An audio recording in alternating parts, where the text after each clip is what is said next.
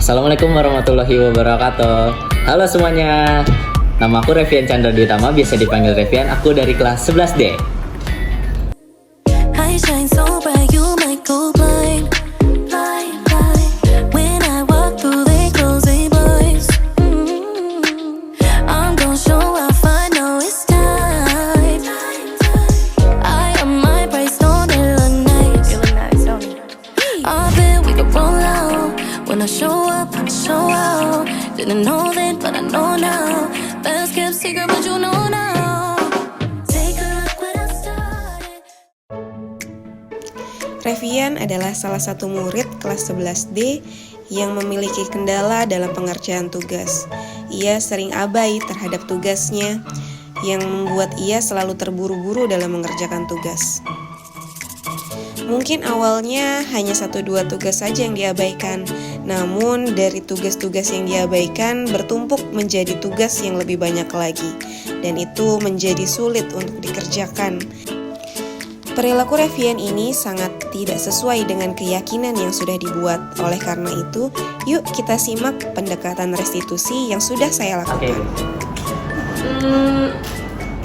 Revian, kemarin waktu pelajaran matematika kamu ngerjain tugasnya terlambat ya?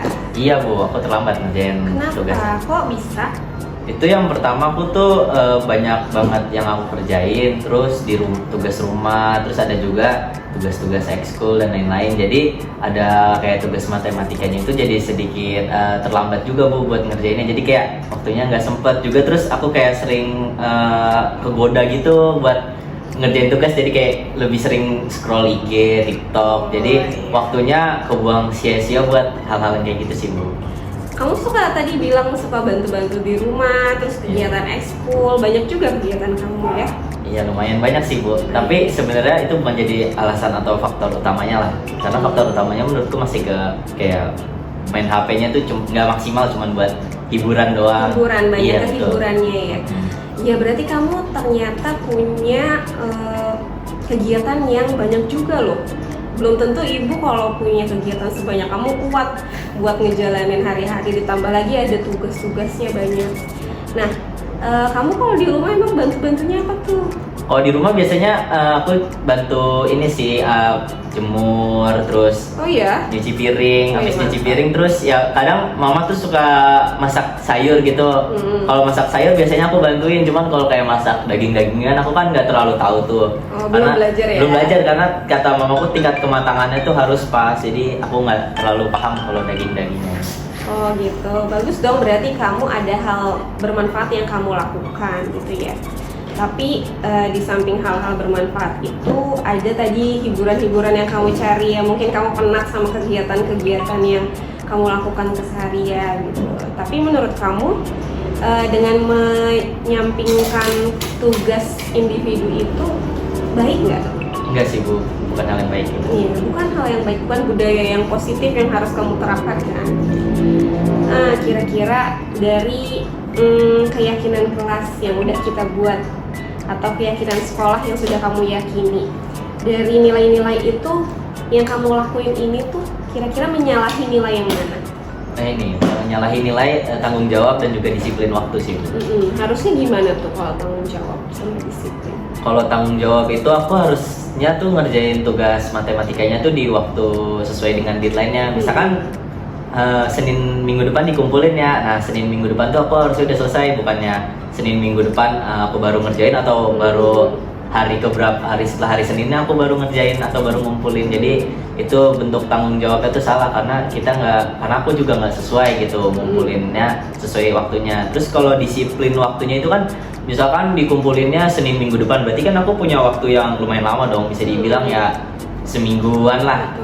Punya waktu tuh seminggu, tapi ketika aku nggak ngerjain tugas itu atau lebih tepatnya ya terlambat untuk ngumpulin di hari yang telah ditentuin itu, rasanya kayak aku punya disiplin waktunya tuh kurang bagus gitu. Jadi ya bagaimana caranya itu aku belum nemuin saat itu gitu caranya biar bisa punya disiplin waktu dan juga tanggung jawab yang bagus gimana.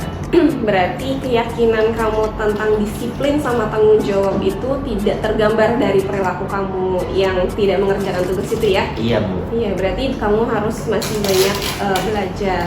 Nah, kira-kira nih untuk kedepannya hal apa aja sih yang bisa kamu lakuin supaya nilai-nilai itu, keyakinan-keyakinan itu udah cukup tergambar di diri kamu nih?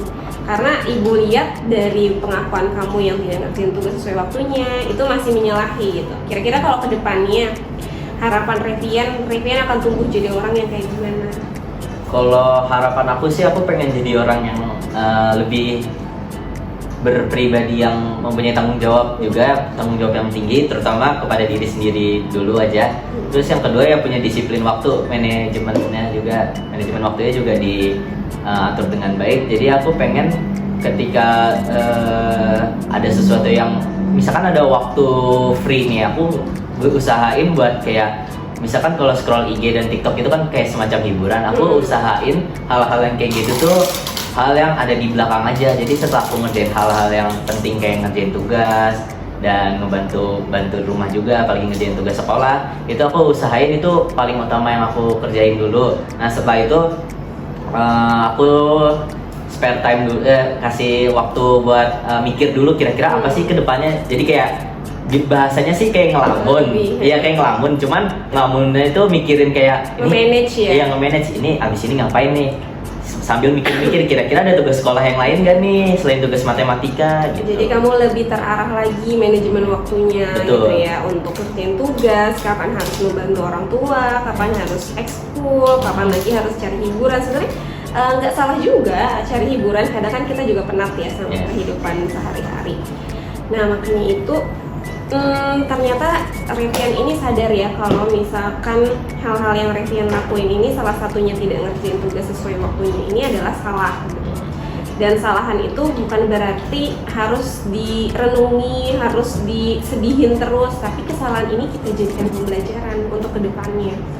Karena setiap orang dalam perjalanannya pasti ngelakuin kesalahan kan, dan itu wajar sekali. Bahkan ibu sendiri yang membantu kalian untuk meyakinkan keyakinan kelas, ibu sendiri pun pasti pernah punya kesalahan, tapi itu adalah proses untuk kedepannya jadi lebih baik. Jangan kesalahan itu hanya sekedar kesalahan aja yang kamu terima konsekuensinya, kamu terima hukumannya, tapi nggak kamu dapatkan pembelajarannya. Jadi yang ibu harapkan di sini adanya Revian mengetahui apa kesalahannya, terus kedepannya mau gimana, terus keyakinan apa yang harus Revian perbaiki, nilai-nilai kebajikannya itu menurut ibu udah diambil pelajarannya sama Revian. Jadi terima kasih kamu sudah ikut berproses bersama ibu untuk kedepannya jadi lebih baik lagi. Mudah-mudahan kesadaran akan kesalahan ini bisa berdampak baik untuk hidup kamu ke depannya ya.